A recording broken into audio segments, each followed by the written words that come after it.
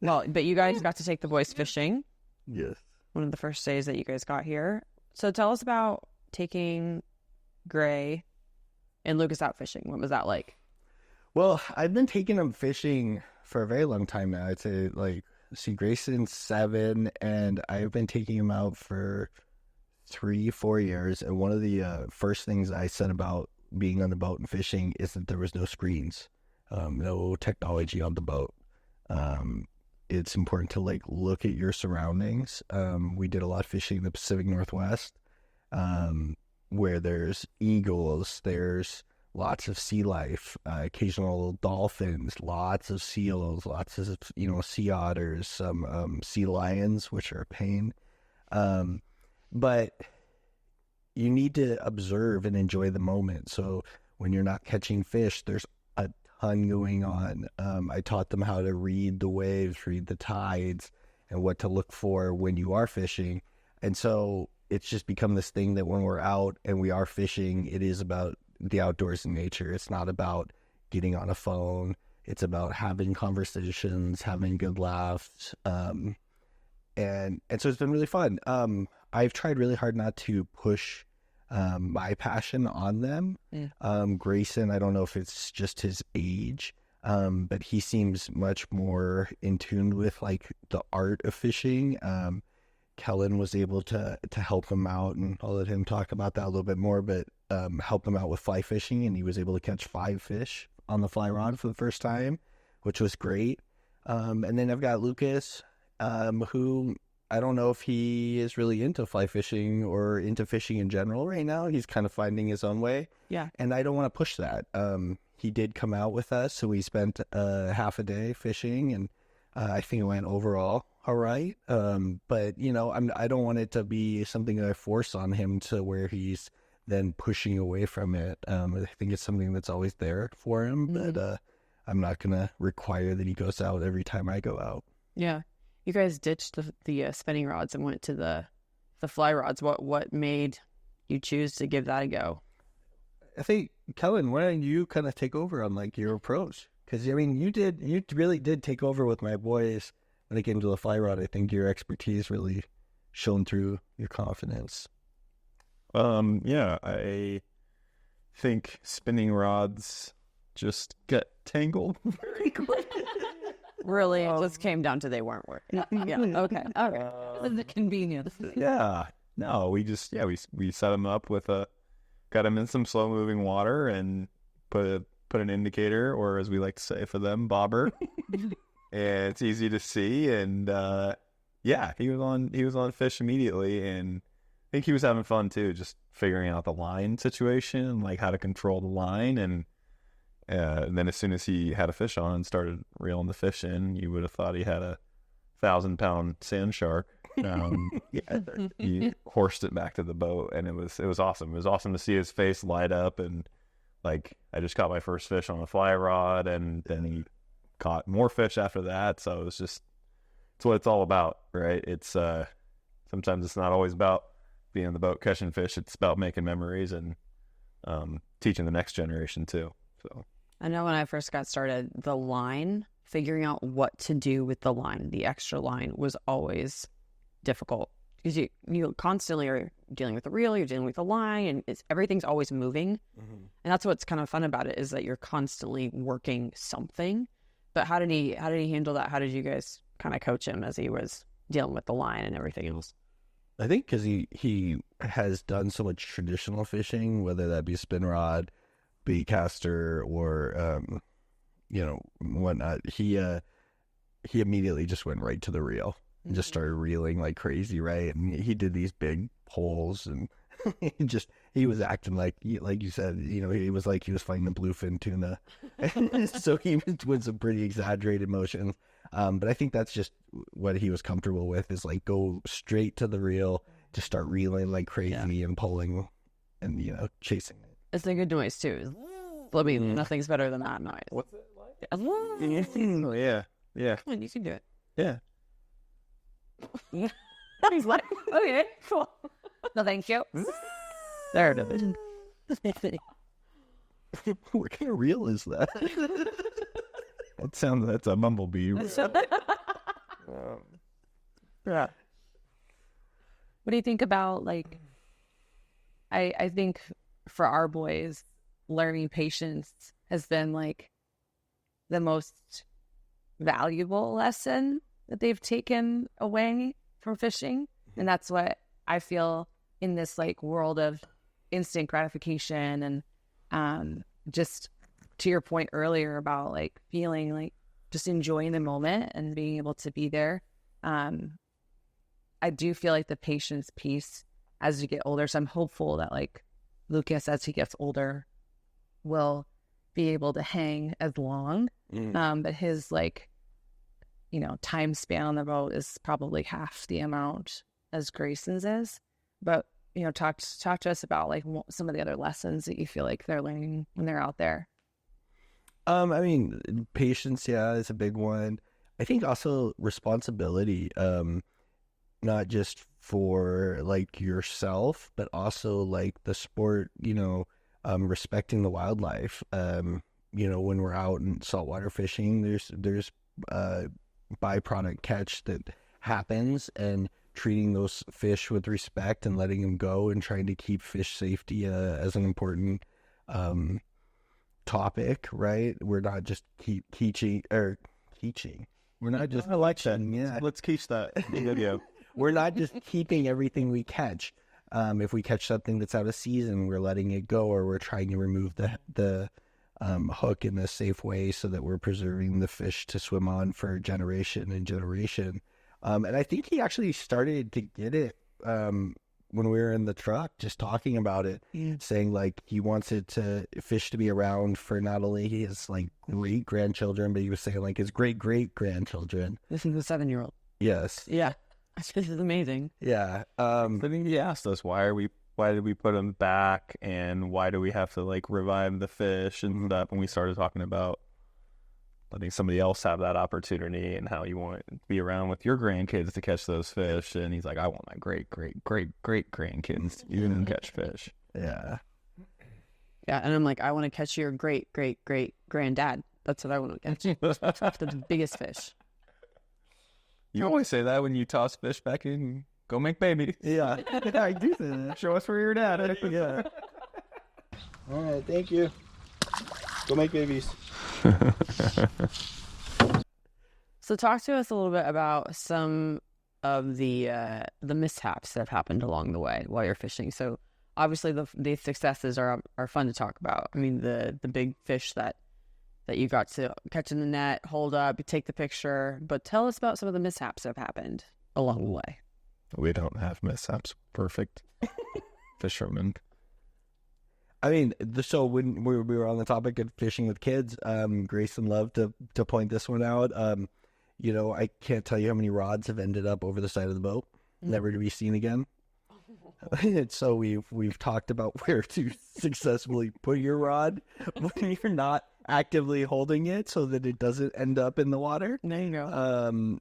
I say that, but just this past weekend, I put my GoPro in the bottom of the river because it got tangled up in my slack line.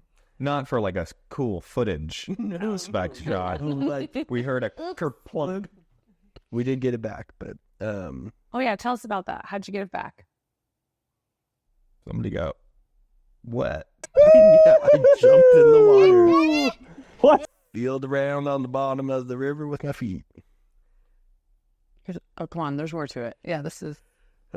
So I, my son had this idea to run a separate camera that we had that was waterproof along the bottom and then watch the footage back and see if we could spot the GoPro. And sure enough, it worked.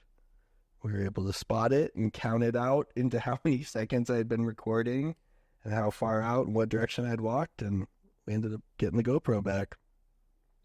Awesome. That was very cool. You went, you were like counting your steps? Yeah, well, yeah. Pretty much. You sound bite. I was actually like up to my chest in the water, so you couldn't really hear my feet. But it didn't sound similar to a Clydesdale under the surfboard. See, that could be a little spot for Budweiser, right? There I could. There you go. I could talk about boat mishaps or just any mishaps in general. You didn't go for it. I've hooked you in the face. Here's that one. Teed you up for that. We gotta talk about that. I've stepped on exposed flies and hooks with my bare feet in the boat. Oh, yeah. I watched my dad hook a guide in the ear once, and the guy just did Didn't a want that quick piercing. sound. I couldn't tell because he had sunglasses on, but I'm pretty sure he never was supposed to about it. But he knew that we were going to hopefully tip well, so he didn't want to say I anything. was like, okay. Let's see. I've hooked a bird in the middle of a cast. Let's see. I've been fishing in the Yellowstone River when a grizzly bear started to cross the river, and I immediately shouted bear, got out of the river, sprinted up the hill. The rest of my family was still down at the river. I lost my poor sweet mother Trip.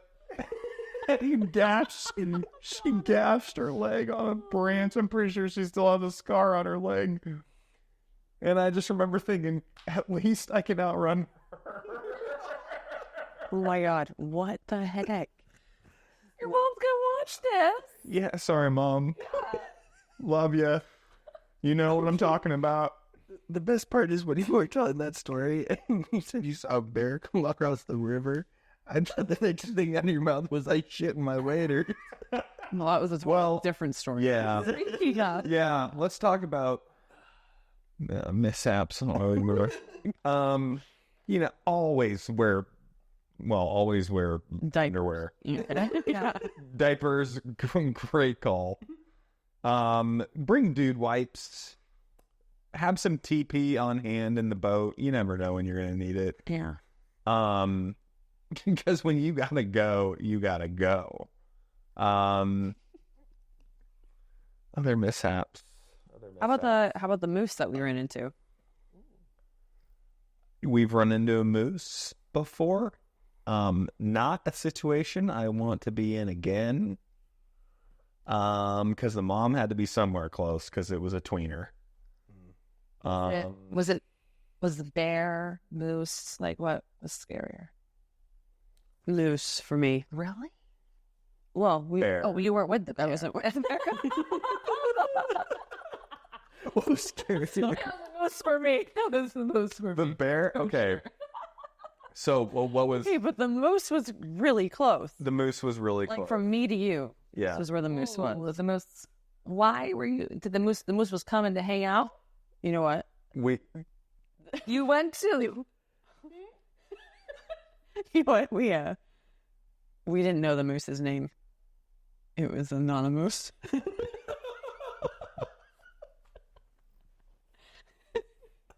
Oh wait! You were like. I was like, what happened to this moose? You're just queuing it up for instructions and waiting. You've been sitting on that one. All right. Quick story.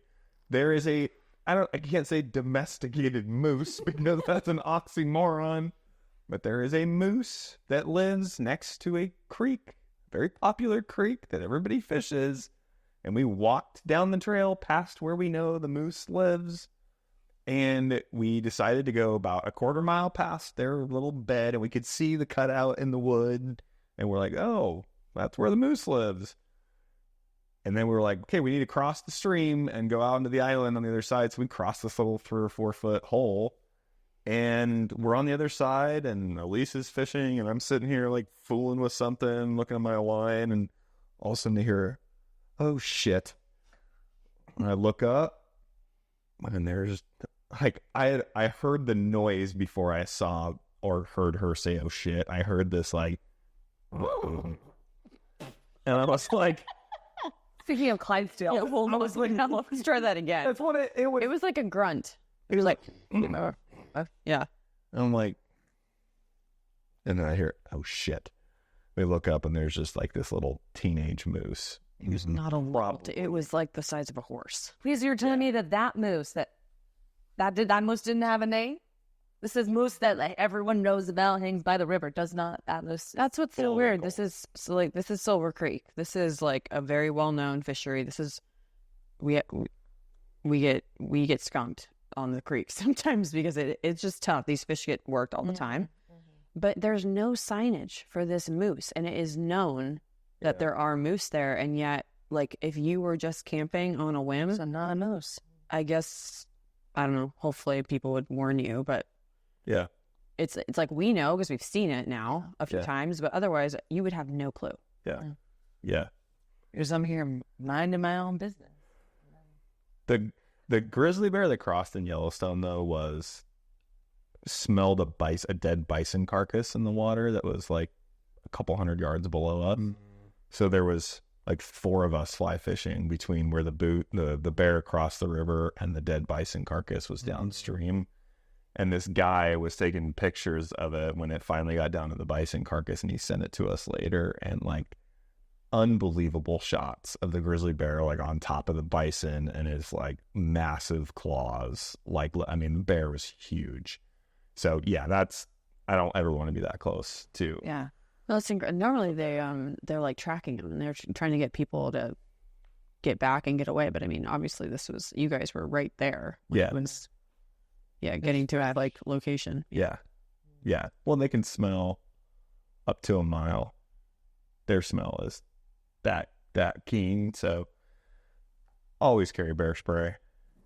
Yeah, 100%. And if you run into a moose, I don't have any tips for you. Tips for moose. We literally just backed away slowly. They're pretty territorial from what we've read. Yeah. And especially if you they're just off. kind of have to like get out of their way. Yeah.